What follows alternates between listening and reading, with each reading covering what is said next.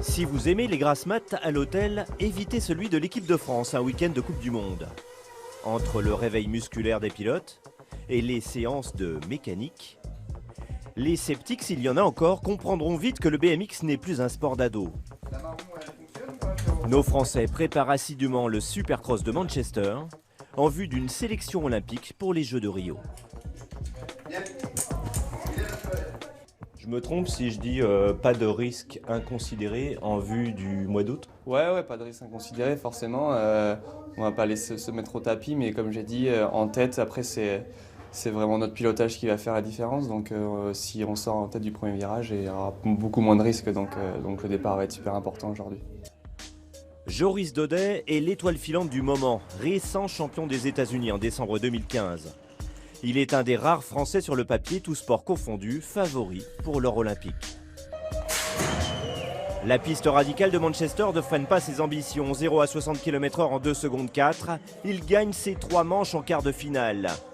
Sous l'œil averti de son entraîneur, double champion du monde. Thomas Allier en connaît un rayon sur son sport.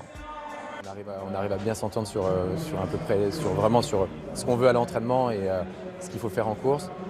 Maintenant c'est que du plaisir de travailler avec lui, donc c'est important et je pense qu'il peut faire une très belle saison encore. Désormais, j'ai environ 28 secondes pour vous décrire une finale vampirisée par les Britanniques.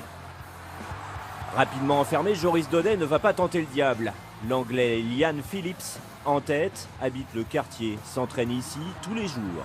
Il remporte cette épreuve pour la 4e année consécutive devant son compatriote Kyle Evans.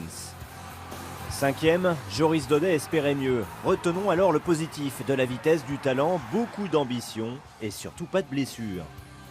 Ce qui n'est pas gagné d'avance en BMX. L'entraînement paye, après voilà, on est encore loin de cette échéance et les erreurs du passé me font penser qu'il y a encore du chemin et voilà, je pense que si jamais j'ai l'opportunité d'y aller, je serai en forme et ça sera mieux que la dernière fois, donc c'est ça le plus important. Prochaine étape à Papendal, aux Pays-Bas. En attendant, Joris Daudet va s'entraîner dans le centre de préparation olympique américain en Californie, dans la Mecque du petit vélo route 20 pouces.